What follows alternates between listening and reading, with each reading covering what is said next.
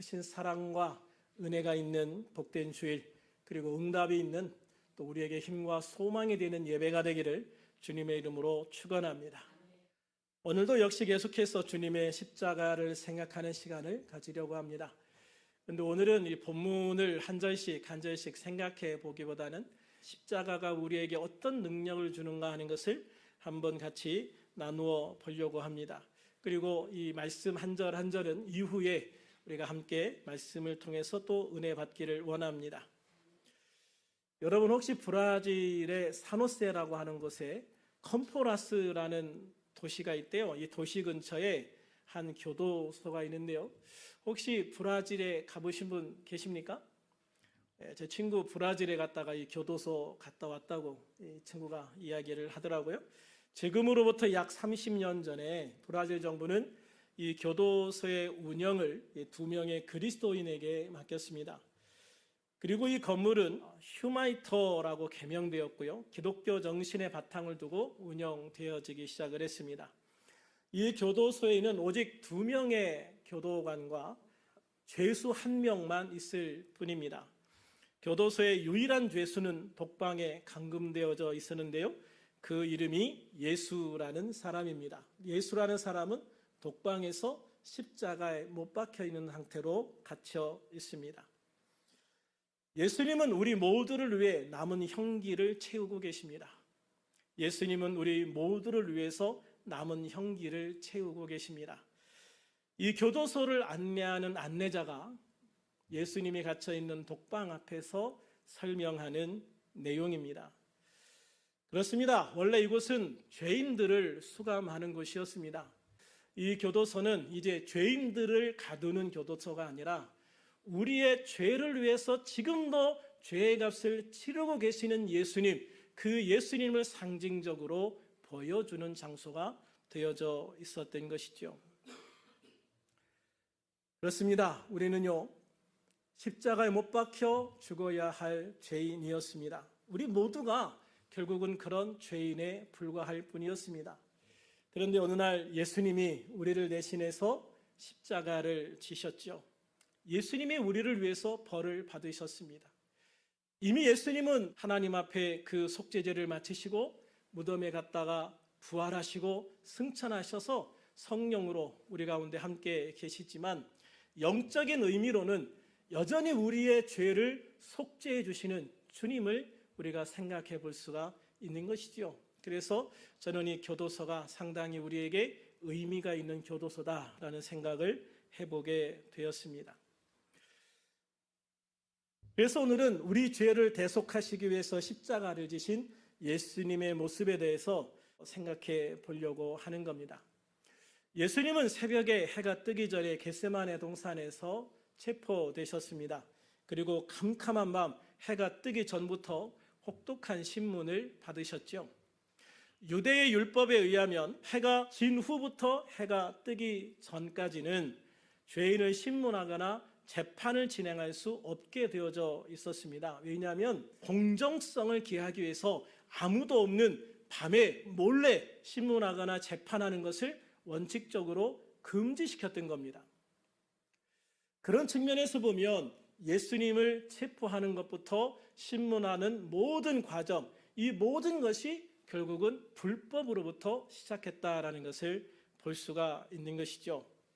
그러나 그들은 일반 백성들이 동요하기 전에 예수님에게 확실한 죄명을 씌워야 했기 때문에 잠시도 쉬지 않고 불법이지만 그들의 신문과 재판을 이어나가야 했던 것입니다. 마침내 예수님은 로마로부터 파견된 총독인 빌라도를 통해서 아침 9시에 사형 언도를 받게 되어집니다. 그리고 곧바로 십자가를 지고 골고다 언덕을 오르게 되죠. 역사가들에 의하면 당시 십자가는 100kg이 넘는 통나무 십자가였다라고 말합니다. 예수님은 밤새 기도하시고 세포되셔서 신문과 재판을 받느라고 한잠도 못 주무신 상태였습니다. 또 이 사형 판결을 받은 다음에 예수님은 40에 하나 감한매, 그러니까 39대의 채찍을 맞으셔야 했습니다. 그래서 온 몸이 다 찢어졌습니다. 엄청나게 많은 피를 흘려야만 했습니다. 한마디로 예수님의 육체는 이미 서 있기도 힘든 만신창이가 되어져 있었다는 것이죠. 찢긴 몸도 몸이지만 피를 너무 많이 흘려서 육체가 극도로 쇠약해진 상태였던 겁니다.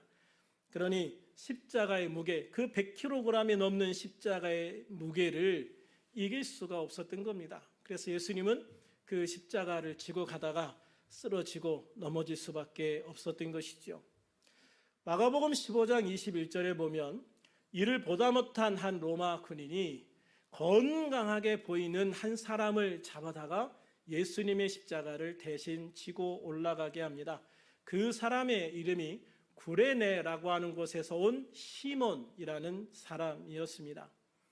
그는 예수님의 가르침을 받은 사람이 아닙니다. 예수님의 제자가 아니란 말입니다. 그는 예수님으로부터 어떤 기적적인 치유도 받은 적이 없습니다. 그는 예수를 오늘 처음 본 사람이었습니다. 그는 북아프리카의 해안 도시에서 온 사람입니다. 그렇기 때문에 먼 외국 사람입니다. 인종적으로는 흑인이었습니다. 그는 유월절을 지내기 위해서 예루살렘에 왔다가 사람들이 많이 모여 있는 장소를 보고 무슨 일이 있는가 구경하기 위해서 왔던 겁니다. 그런데 그곳에서 예수님이 십자가를 지고 가는 모습을 보게 되었고 쓰러지고 또 넘어지는 예수님을 대신해서 억지로 예수님의 십자가를 지고 골고다까지 올라가게 되었던 것이죠. 저는 이 십자가를 생각해 보면서 우리가 한 가지 근본적인 문제를 우리가 분명히 기억하고 넘어가야 될 필요가 있다라고 생각을 했습니다. 구레네 사람 시몬이 예수님의 십자가를 대신 지고 올라간 것이 아니라 우리가 져야 할 십자가를 예수님이 대신 지고 올라간 것이다. 우리가 져야 할 십자가, 우리가 지고 올라가서 그 십자가에 못 박혀야 하는데 예수님이 우리를 대신해서 그 십자가를 지고 올라갔다라고 하는 사실입니다. 그렇습니다. 예수님이 지신 십자가는 죄인인 내가 져야 할 십자가였던 거죠. 그런데 아무 죄가 없으신 예수님이, 이 세상에서 유일하게 죄가 없이 태어난 예수님이 나의 십자가를 지고 골고다에 올라가셨고 내가 죽어야 할 자리에서 예수님이 대신 죽으셨다는 사실입니다. 이것이 하나님이 우리에게 주신 사랑이고 은혜입니다. 그래서 우리는 십자가를 바라보면서 정말 하나님 앞에 눈물로 감사할 수밖에 없는 것이죠. 아무튼 이렇게 얼떨결에 예수님 대신 십자가를 지고 올라간 사람 시몬, 예수님과 전혀 관계가 없는 사람이었지만 예수님의 십자가를 진 이후에 이 사람과 이 사람의 가정은 하나님 앞에서 놀랍게 변화되어졌다고 하는 것을 성경에서 찾아볼 수가 있습니다.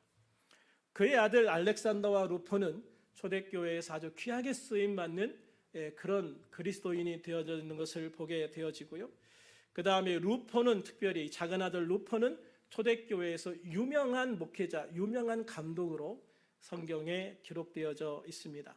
또한 그의 아내는요, 그러니까 시몬의 아내 이 루포의 어머니는 사도 바울이 로마서 16장 13절에서 내 어머니다, 내 어머니다 라고 부를 정도로 초대교회로부터 최고의 존경을 받는 여인이 되어져 있었습니다. 이러한 모습들로 볼 때 시몬이라는 사람은 좀 일찍 사망을 했던 것 같습니다. 그래서 어머니가 이 아이들과 함께 생활을 했던 것 같은데, 그럼에도 불구하고 남편이 대신 지고 올라간 예수님의 십자가를 통해서 시몬도 예수님을 믿게 되어졌고 아내와 자녀들도 다 예수를 믿게 되어졌던 것 같아요. 그래서 남편의 사후에 아내는 믿음으로 자녀들과 함께 가정을 꾸려나갔고 이 가정에서 자란 아이들이 정말 믿음의 자녀로 성장했다는 것을 보게 되어져요. 초대교회 때 가장 중요한 역할을 감당하는 감독이 되었다는 것이 그 증거가 되어질 것이고, 사도 바울에게조차 어머니다라고 부를 정도로 존경을 받는 여인이 되어져 있는 모습을 보면 그런 정황들을 우리가 확실히 알 수가 있는 겁니다. 그래서 저는 이런 모습을 보면서 이런 생각을 해요. 그래, 억지로 십자가를 진 사람도 그 가정이 이렇게 축복을 받는데 우리가 예수님을 믿고 내 십자가를 지고 주님과 함께 나아간다면 하나님께서 우리 가정을 얼마나 축복하시겠는가, 얼마나 귀하게 인도해 주시겠는가. 내가 우리 자녀들을 정말 믿음으로 기도하면서 양육한다면 우리 자녀들이 이 땅에서 얼마나 귀한 하나님의 사명을 감당할 수 있는 축복의 자녀가 되어질 것인가 라는 생각을 항상 하게 되어집니다. 그래서 저도 우리 아이들을 항상 믿음으로 기도로 양육하고, 제가 우리 아이들에게 해줄 건 없지만 딱 하나, 기도만큼은 하루도 빼지 않고 해주고 있죠. 우리 교회에 속한 우리 성도님들뿐만 아니라 우리 자녀들도 마찬가지입니다. 우리 교회에 속한 유치부부터 청년부까지 모든 자녀들 하루도 빼지 않고 이름을 부르면서 기도합니다. 왜냐하면 우리 자녀들이 정말로 믿음으로 성장하고 믿음의 자녀, 믿음으로 하나님 앞에 인정받고 축복받는 자녀가 되어야 하기 때문입니다. 할렐루야. 그래서 여러분도 정말 주님의 십자가를 지고 나아갈 때 믿음으로 우리 자녀들을 위해서 기도하시고, 믿음으로 우리 자녀들을 양육하시고, 믿음으로 우리 자녀들이 하나님 앞에 귀하게 쓰임받는 귀한 자녀들, 그런 우리의 모든 가정이 되기를 주님의 이름으로 다시 한번 축원합니다. 그러므로 우리들은 마태복음 10장 38절에서 주님이 말씀하신 대로 주님이 지신 십자가를 바라볼 뿐만 아니라 나 자신의 십자가를 지고 예수님의 뒤를 따르는 성도가 되어야 될 줄로 믿습니다. 나의 십자가를 지고 따른다고 하는 것은 내가 예수님을 믿으면서 감당하는 모든 어려움들과 또 사명, 또 새로워져야 될 말씀을 따라 살아가야 될 모든 하나님의 뜻을 내 어깨에 짊어지고 주님과 함께 나간다는 것을 의미하는 것이죠. 그렇게 우리가 주님의 십자가를 지고 따라간다는 것이 사실 그렇게 쉬운 일은 아닙니다. 내가 예수 믿고 한순간에 새로워진다는 것도 쉽지 않고요. 하나님의 말씀을 따라 살다 보면 내가 그동안 정말로 육체적으로 즐기며 해왔던 것들을 하지 않고 끊어내야 될 부분들도 있고, 또는 내가 그동안에 평생 단 한 번도 해보지 않았던 것을 생명을 걸고 해야 되는 부분들도 있습니다. 또 세상의 많은 즐거움들 포기해야 되는 것도 있고요. 때로는 세상의 많은 친구들과 사람들을 포기해야 될 때도 있고, 그래서 예수를 믿고 처음 이렇게 살아가면서 내가 정말 그리스도인다운 그리스도인으로 살아간다라고 하는 게, 내 십자가를 지고 살아간다 하는 게 참 쉬운 건 아니라는 것을 알게 되어집니다. 그런데 여러분, 그것이 감당하지 못할 것은 아니다. 왜냐하면 주님 앞에 우리가 주님의 십자가를 지고 가면 주님께서 우리의 짐을 쉽고 가볍게 바꿔주시기 때문입니다.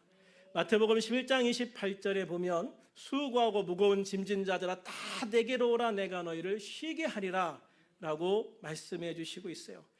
이 말씀의 은혜를 받은 호프만이라는 분은 찬송가 337장을 작사하고 작곡하면서 그 은혜를 함께 나누는 것을 볼 수가 있습니다. 337장, 어떻게 보면 정말로 우리에게 소망을 주는 찬양인데요. 내 모든 시험 무거운 짐을 주 예수 앞에 아뢰이면 근심에 쌓인 날 돌아보사 내 근심 모두 져주시네. 무거운 짐을 나 홀로 지고 견디다 못해 쓰러질 때 불쌍히 여겨 구원해 주리 은혜의 주님 오직 예수. 3절 같이 합니다. 내 짐이 점점 무거워질 때 주 예수 앞에 아뢰이면 주께서 친히 날 구해주사 내 대신 짐을 져주시네. 무거운 짐을 나 홀로 지고 견디다 못해 쓰러질 때 불쌍히 여겨 구원해 주리 은혜의 주님 오직 예수. 할렐루야, 할렐루야. 제가 이 찬양을 좋아하는 이유가 제가 찬양을 부르면서 처음으로 정말 많은 눈물을 흘렸던 찬양이었던 것이기 때문에 그런 것 같아요. 찬송 한 장을 이제 부르려고 하는데 그냥 아무 찬송이나 폈는데 이 찬송이 딱 펴진 거예요. 그래서 이 찬양을 부르는데 얼마나 정말 힘이 되는지요. 이 찬양을 부르는데 그냥 어떻게 보면 눈물이 앞을 가렸다고 해야 될까요? 그냥 그렇게 눈물이 나오고 은혜가 되고 그러면서 이 찬양을 그냥 한번 부르고 그냥 기도하고 갔어야 되는데 아마 이 찬양을 한 10번도 넘게 그렇게 반복해서 불렀던 것 같아요. 정말 우리가 하나님 앞에 살아가면서 힘들고 어려운 일들 많지요. 예수 믿으면 참 모든 게 형통할 줄 알았는데 그렇지 않은 부분들도 많고요. 예수를 믿어도 여전히 장애물이 있고 어두운 부분들이 있고 이것이 내가 응답이다. 이것이 내가 하나님이 인도하시는 길이다. 확신 갖고 갔는데 가다 보면 이게 아니었나 보네. 또 이런 길들도 많이 있어요. 그러니까 우리가 하나님의 응답을 받고 그 하나님의 인도하심을 받는 것이 훈련이 완전히 안 되어 있기 때문에 때로는 이런 음성에 속기도 하고 때로는 저런 음성에 속기도 하면서 그래서 우리가 이런 아픔도 저런 아픔도 이런 고난도 겪으면서 살아가는 것이 우리 인생이라고요. 그래서 내가 예수님의 십자가를 지고 가지만 그 십자가의 무게 때문에 때로는 넘어질 때도 있고 쓰러질 때도 있고 다시 일어나지 못해서 울고 있을 때도 있거든요. 그런데 주님은요, 그런 우리를 불쌍히 여겨주시고 우리에게 은혜를 베풀어 주셔서 우리의 짐을 가볍게 해주시는 거예요. 일어날 수 있도록 손을 잡아서 일으켜 세워주시는 거예요. 그래서 어느 순간 내 짐이 가벼워졌다는 것을 알게 되어지고 어느 순간 이 십자가가 어떻게 보면 힘듦이 아니라 이 십자가가 고난이 아니라 이 십자가가 기쁨이구나, 이 십자가가 소망이구나 하는 것을 느끼며 살아가는 순간이 있게 되어진다는 것이죠. 그래서 내가 주님 앞에 이 짐을 맡길 수만 있다면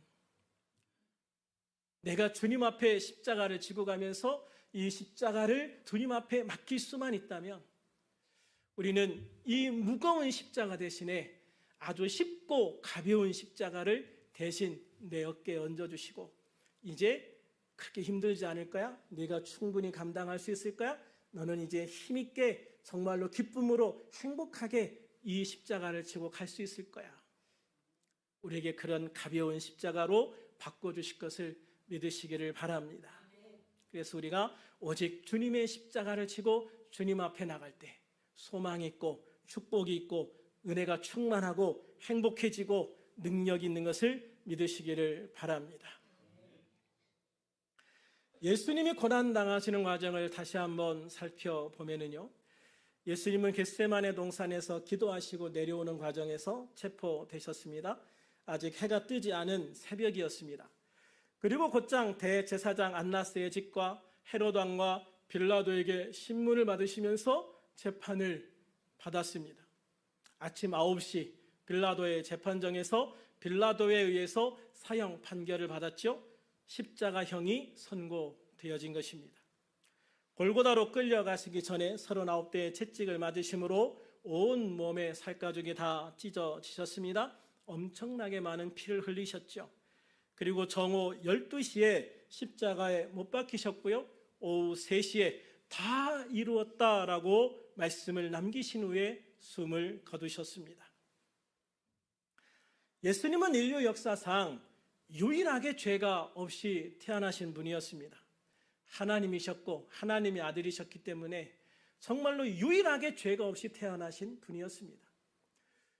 그런데 그렇게 죄가 없는 유일한 예수님이 왜 이처럼 극악한 형틀에서 이렇게 비참하게 죽으셔야 했을까?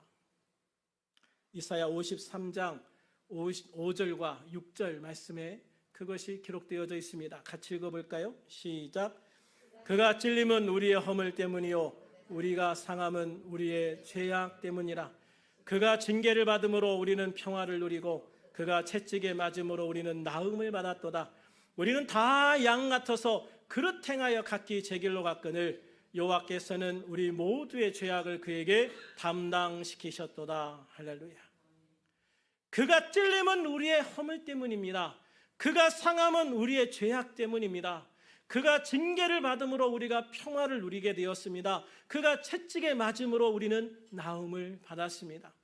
우리는 다 양 같아서 그릇 행하여 각기 제 길로 갔지만 여호와께서는 우리 모두의 죄악을 그에게 예수님에게 예수님이 십자가 위에서 감당하도록 하셨습니다. 할렐루야. 그렇습니다. 예수님이 죽으신 건 다른 게 아닙니다. 바로 나의 허물과 죄악 때문이었습니다. 내가 받아야 할 심판을 대신 받으신 겁니다. 예수님은 하나님이십니다. 유일하신 하나님의 아들이십니다. 인간 중에서 유일하게 죄가 없는 분이십니다. 그런 예수님이 죄인인 인간의 모습으로 오셔서 죄인들과 친구가 되어 주셔서 살다가 죄인의 신분으로 죽으신 겁니다. 죄인인 우리가 받아야 할 심판을 대신 받으셨고 우리를 구원해 주시기 위해서 죽으셨습니다. 이러한 사실을 가장 명확하게 보여주는 성경 구절이 있습니다. 요한복음 3장 16절 17절입니다. 같이 읽어볼까요? 시작. 하나님이 세상을 이처럼 사랑하사 독생자를 주셨으니 이는 그를 믿는 자마다 멸망하지 않고 영생을 얻게 하려 하심이라. 하나님이 그 아들을 세상에 보내신 것은 세상을 심판하려 하심이 아니요 그로 말미암아 세상에 구원을 받게 하려 하심이라. 할렐루야. 그렇습니다. 예수님이 이 땅에 오신 것은요 하나님이 우리를 사랑하셨기 때문입니다. 하나님이 우리를 사랑하셨기 때문에. 얼마나 사랑하셨다고 말씀하셨습니까? 이처럼이란 말은 예수님이 십자가에 달려 죽기까지 죄인인 인간의 모습으로 하나님의 아들을 이 땅에 보내시고 그 아들이 십자가 위에서 가장 잔혹한 십자가에서 못 박혀 죽게 해야만 했을 정도로 그렇게 하나님은 우리를 사랑하셨다라고 말씀하고 있는 겁니다. 예수님은 그렇게 사람이 감당할 수 없는 십자가를 지고 올라가셨습니다. 왜 그렇게 무거운 십자가를 지셔야 했을까? 왜 그렇게 잔혹하게 죽으셔야 했을까? 그만큼 우리의 죄가 크고 무겁고 악하기 때문입니다. 예수님은 그렇게 사람이 감당할 수 없는 고통을 통해 죽으심으로 우리가 아담으로부터 물려받은 이 무거운 죄, 이 큰 죄를 해결해 주셨습니다. 감당해 주신 겁니다. 그래서 우리로 하여금 아담에게 물려받은 이 죄의 문제를 해결해 주신 것이죠. 그리고 우리가 스스로 지은 죄들은 예수님의 보혈을 의지해서 회개함으로 흰눈과 같이 양털과 같이 희게 해주시겠다 약속해 주셨습니다. 우리가 뒤로 던지고 다시 기억하지 아니한 같이 잊어버리겠다고 말씀하십니다. 빽빽한 안개가 순간적으로 사라진 같이 우리의 죄가 사라지게 해주겠다고 약속해 주셨습니다. 또한 예수님이 이 땅에 오셔서 십자가를 지신 것은 우리가 예수님을 믿음으로 멸망하지 않고 영생을 얻게 하려 하심이라고 말씀하시고 있습니다. 우리를 구원하시기 위해서라는 것입니다. 우리들이 예수님을 믿음으로 천국 백성, 하나님의 백성이 되었습니다. 하나님의 자녀가 되었습니다. 하나님의 영광을 위하여 사는 존재가 되었습니다. 그것을 위해서 예수님이 십자가를 지셨다라고 말씀하시는 겁니다. 그러므로 우리들은 십자가를 통해 예수님을 바라보고 예수님을 믿어서 하나님께 영광 돌리는 거룩한 존재가 되어져야 하는 것입니다. 나를 위해 죽으시고 부활하신 예수님을 믿어야 하는 겁니다. 예수님을 믿으면 우리는 죄사함을 받습니다. 구원함을 받습니다. 천국 백성이 됩니다. 누가는 이러한 사실을 분명히 보여주기 위해서 예수님과 함께 십자가에 못 박혔던 그 두 강도의 이야기를 하고 있습니다.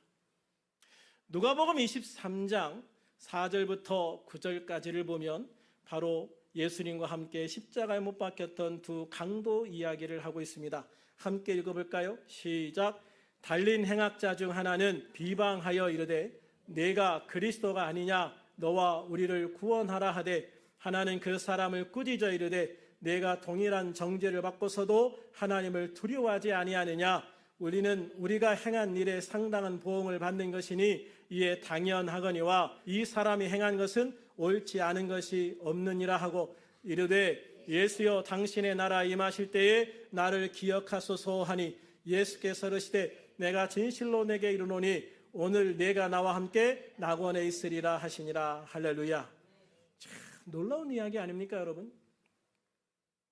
예수님의 좌우에 같이 십자가에 못 박혔던 두 명의 강도가 있었습니다. 이 사람들은 강도입니다. 살인을 한, 사람을 죽인 강도입니다. 그런데 그 두 강도 중에 한 명이 예수님을 보면서 이야기합니다. 당신이 메시아라 하지 않느냐? 우리를 구원해봐라. 다분히 예수님을 조롱하는 겁니다. 자신은 십자가에 못 박혀 죽어가면서도 같이 십자가에 못 박혀 죽어가고 있는 예수를 조롱하고 있는 것입니다. 그런데 반대편에 있는 강도는 생각이 달랐습니다. 너와 나는 당연히 받을 벌을 받는 것이야. 우리가 사람을 죽였으니 십자가에 처형되는 것은 당연한 거야. 우리는 당연한 벌을 받는 거야. 그런데 내가 들으니 이 예수란 사람은 죄를 지은 것이 없어. 도대체 예수란 사람이 무슨 죄를 지었길래 이 십자가에서 우리 같이 이 극악한 죄인과 함께 죽어야 하느냐. 이 사람은 죄가 없으니 네가 이 예수를 비난하는 것이 옳지 않다라고 강력하게 이야기를 하는 거예요. 아마도 이 죄인도 예수님에 대한 이야기를 들었을 겁니다. 예루살렘 전체가 아주 막 시끌벅적하게 아주 떠들썩하게 그렇게 예수님에 대한 이야기들이 있었을 것이기 때문에 예수님에 대한 이야기를 분명히 드렸겠죠. 그분이 어떤 분인지, 그분이 어떤 일을 했는지 분명히 들었을 겁니다. 그래서 이분이 구약에서 말씀하시는 메시아, 그 구원자라는 것을 이 사람도 들었을 거예요. 그렇기 때문에 강도는 이야기합니다. 당신의 나라에 임하실 때 저도 좀 생각해 주십시오. 저도 기억해 주십시오. 이 사람은 악한 길을 걸어왔고 악한 삶의 결과로 십자가에 죽고 있는 사람입니다. 우리나라로 치면 연쇄살인을 하다가 잡혀가지고 사형 판결을 받은 그런 사람과 같은 거예요. 그런데 이런 죄인을 예수님은 기억하십니다. 내가 오늘 나와 함께 낙원에 있으리라. 할렐루야. 네가 오늘 나와 함께 천국에 갈 거야. 여러분, 우리가 착하게 사는 사람이 구원받는 게 아닙니다. 예수님을 믿는 사람이 구원받는 겁니다. 십자가 위에서 예수님이 나의 죄를 사해 주시고 예수님이 나를 위해서 죽으셨다는 것을 믿는 사람이 구원받는 겁니다. 그렇기 때문에 이 강도는 그날 구원을 받은 것입니다.